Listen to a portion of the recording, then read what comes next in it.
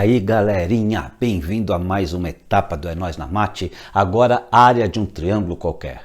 Novamente deixa eu deixar bem claro, se você quiser estudar realmente, se você quiser que o Nós na Mate vire uma aula de reforço, é importante que você acesse a playlist e assista todas as aulas desde a 1 até a última, porque existe uma construção passo a passo para que você vá aprendendo exatamente no passo a passo. Tá legal? Então nós vamos falar sobre a área de um triângulo qualquer. Então você sabe, por exemplo, que a fórmula da área de um triângulo é base vezes altura dividido por 2. Você sabe que existe, por exemplo, a área de um triângulo retângulo. Você sabe que existe fórmula de Heron. Existem algumas maneiras de você calcular a área de um triângulo, tá? Mas uma delas, a área de um triângulo qualquer, é uma que explora conceitos de trigonometria, tá?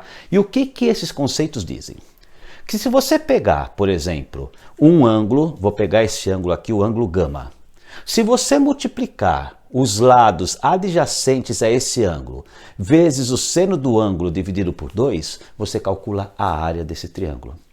Simples assim? Simples assim, ó.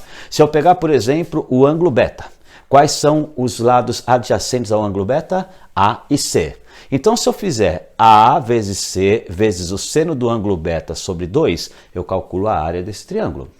Ou então, se eu pegar, por exemplo, o ângulo alfa, quais são os lados adjacentes do ângulo alfa? B e C. Então, se eu fizer B vezes C vezes o seno do ângulo alfa dividido por 2, eu calculo a área. Muito simples, né? Então, o que nós podemos concluir disso aqui? Que a área de um triângulo qualquer triângulo, isso vale para qualquer triângulo, tá? Inclusive triângulos retângulos, qualquer triângulo. A área de um triângulo qualquer é igual ao semiproduto. O que é semi? A metade. Produto, multiplicação. É igual ao semiproduto das medidas de 2 dos seus lados pelo seno do ângulo formado pelos seus lados. Ou seja, é o semiproduto da medida de 2 dos seus lados pelo seno do ângulo formado por esses lados. Ou seja, os lados adjacentes ao ângulo. Tá?